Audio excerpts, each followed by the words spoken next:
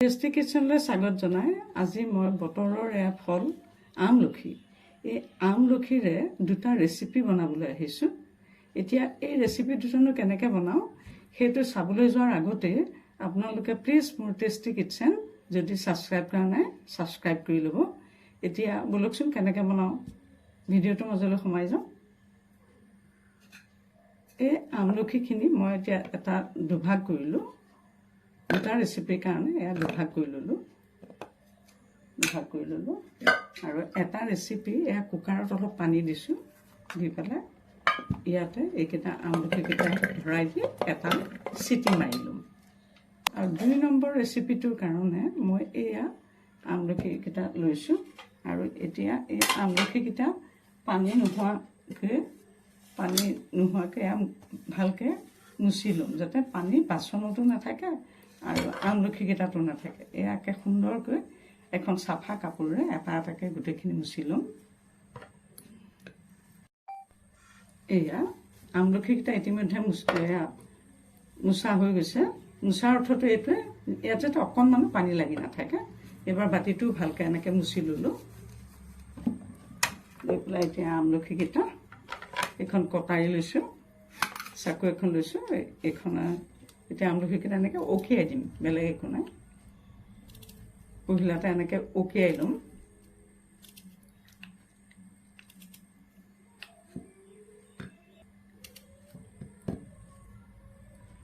ইতিমধ্যে আমলখিকেইটা অকিয়াই লোৱা হৈ গৈছে,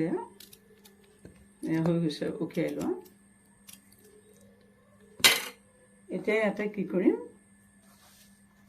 অলপ নিমখ সৰহকৈ দি আমলখিকেইটা এনেকৈ ঢাকি পেলাই নিমখেৰে ঢাকি, নিমখটো অলপ সৰহকৈ দি এনেকৈ নিমখটোৱে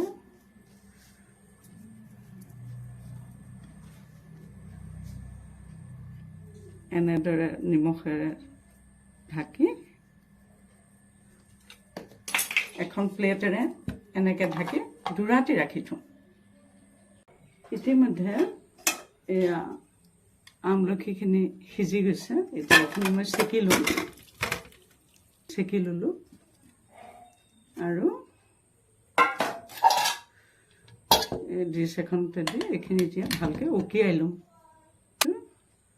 সিজা আমলখিটো অকিয়াই ল'ম। এতিয়া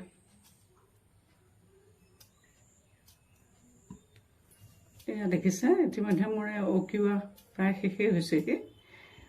মই ইয়াত আমলখিখিনি গোটাই ৰাখিছোঁ। আপোনালোকে দিওঁ বুলিলে, যিহেতু আমলখিটো অলপ ডাঙৰ, গতিকে ফালিও দিব পাৰে।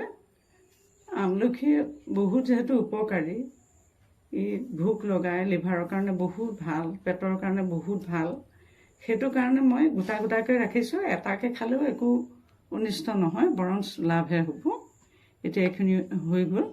এতিয়া বেলেগ কাম ইয়াত একো নাই। ইয়াত মই নিমখ হালধি বৰ্তমান একোৱেই নাসানো।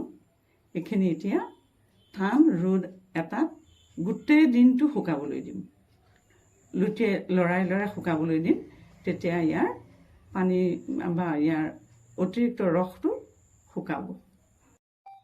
এতিয়া আমলখি আচাৰখিনি বনাবলৈ ওলালোঁ। কেৱল গোটা আমলখিখিনি কাটি দিবলগীয়া হ'ল, কিয়নো এইকেইদিন বতৰ বহুত বেয়া আছিল। তাৰ বাবে মই আমলখিকণ এয়া শুকুৱাই কৰি ল'লোঁ। তাৰপিছতে এই কেইটামান শুকান জলকীয়া লৈছোঁ। এইকেইটা অকণমান গৰম কৰি কেৰাহীত দি অকণমান গৰম কৰি আৰু ভাজি ল'ম। আৰু এইকেইটা জালুক আৰু এইকেইটা জিৰা, এই আটাইকেইটা অকণমান কেৰাহীত গৰম কৰি ভাজি মিক্সিত মাৰি ল'ম। এতিয়া এয়া গেছটো জ্বলাই পেলাই এয়া কেৰাহী এটা পাতি দিলোঁ আৰু ইয়াতে অলপমান, যিহেতু আচাৰটো অলপ কম, গতিকে অলপ কমকৈ এয়া মাষ্টাৰ্ড অইল দি দিলোঁ। এয়া জীয়া গুটি কেইটামান ৰাখিছিলোঁ, সেইকেইটা ইয়াতে দি দিলোঁ তেলত। এয়া অকণমান ইয়াতে ৰঙুৰা দি দিলোঁ। ইয়াতে অকণমান জোখমতে নিমখ দিম। ইয়াতে জোখমতে অলপমান নিমখ দি দিলোঁ। দি পেলাই এতিয়া গেছটো বন্ধ কৰি দিম। গেছটো অফ কৰি দিলোঁ। দিয়ে অখন্ত লৰাই আছোঁ এতিয়া। দেখিছেনে?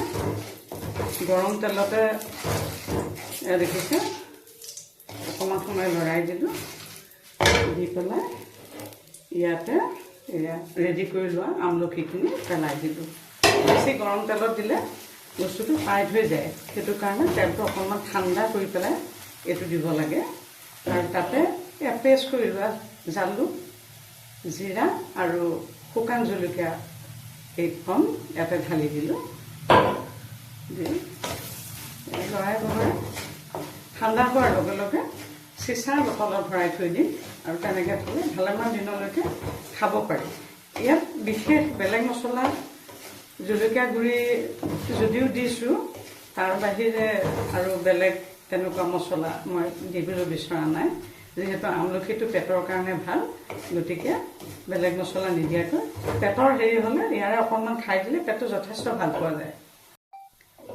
চাওক সুন্দৰকৈ আমলখিৰ আচাৰ প্ৰস্তুত হৈ গ'ল এইটো আছিল 1 নম্বৰৰ ৰেচিপি এতিয়া এইখিনি লাহেকৈ অলপ ঠাণ্ডা হ'লে ভৰাব লাগিব গৰমে গৰমে বটলত ভৰাই থ'লে চিচাৰ বটলত গৰমে গৰমে ভৰাই থ'লে বস্তুবিলাক বেয়া হৈ যায় সেইকাৰণে নিজে নিজে ৰুম টেম্পাৰেচাৰ ঠাণ্ডা হৈ পেলাই ভৰাই থ'লে তেতিয়া ভালেমান দিনলৈকে ভাল হৈ থাকে তেতিয়াহ'লে এনেকৈ আপোনালোকে বনাই খাব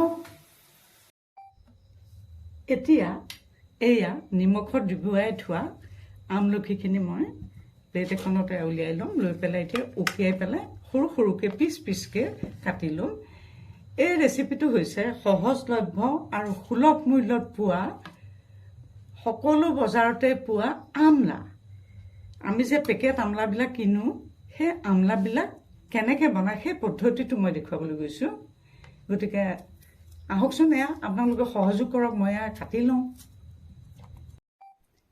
যেহেতু এইখিনি 2 দিন নিমখত জুবিয়াই থোৱা হৈছিলে গতিকে এইখিনি খুব সুন্দৰকৈ নিমখবোৰ ইয়াতে সোমাইছে খুব সুন্দৰ হৈছে কাটিও খুব ভাল লাগিছে এতিয়া এইখিনিত বেলেগ একো নাই ইয়াতে অকণমান এয়া দেখিছে ধনিয়া গুড়ি অকণমান ইয়াতে ছটিয়াই দিম কেৱল ধনিয়া গুড়ি অকণমান এনেকৈ ছটিয়াই দিলোঁ দি পেলাই খুব সুন্দৰকৈ এইটো সানিম